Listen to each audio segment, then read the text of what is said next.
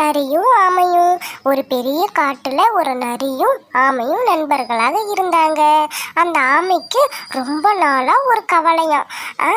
என்ன கவலை அப்படின்னா, அதோட கனமான ஓட்டை பிடிக்கலையாம். இப்படி கனமான ஓடு இருக்கிறதால தான் தன்னால் வேகமாக ஓடவும் முடியல, மற்ற பறவைங்க மாதிரி பறக்கவும் முடியலன்னு ரொம்ப வருத்தப்பட்டுச்சான்.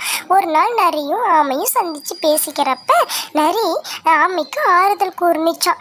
இறைவன் கொடுத்த உடல் எப்பவும் ஒவ்வொரு மிருகத்துக்கும் மாறுபடும். ஒவ்வொரு மிருகத்துக்கும் தனித்துவமான உடல் வாக்கு கடவுள் ஏன் கொடுத்துருக்கிறாரு தெரியுமான்னு நரி கேட்டுச்சான். அதுக்கு அந்த ஆமை, எனக்கு ஒன்றும் தெரியாது, நீ தான் சொல்லேன்னு சொன்னிச்சான். உடனே நரி சொல்லிச்சான், ஒவ்வொரு மிருகத்தோட வாழ்விடத்தை பொறுத்து இயற்கை கிட்ட இருந்தும் ஒவ்வொரு மிருகத்துக்கும் பொதுவாக ஏற்படுகிற ஆபத்து கிட்ட இருந்தும் காப்பாற்றிக்கிடவும் அந்தந்த மிருகங்களுக்கு தேவையான உடல் அமைப்பை கொடுத்துருக்கிறாரு கடவுள்.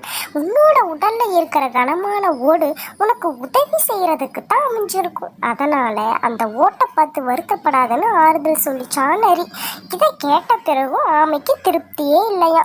அப்பதான் அந்த பக்கமா ஒரு வேடன் அந்த நரியை தன்னோட வில்லுல குறி வச்சிருக்கிறத பார்த்துச்சான் ஆமை.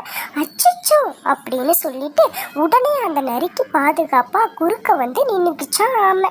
வேட்டைக்காரன் விட்ட அம்பு ஆமையோட முதுகலை பட்டு கீழே விழுந்துருச்சான். இதை பார்த்த நரி நேரா வேட்டைக்காரனை நோக்கி ஓடிச்சான். நரி தன்னை நோக்கி வரதை பார்த்த வேடை அங்க இருந்து ஓடிட்டானா.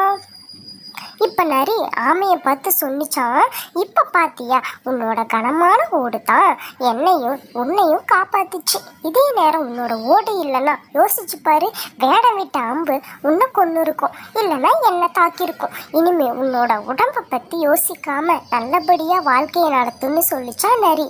நரி சொன்னதை எல்லாம் உண்மைன்னு புரிஞ்சுக்கிட்டாம அதுக்கப்புறம் நல்லபடியாக வாழ்ந்துச்சான்.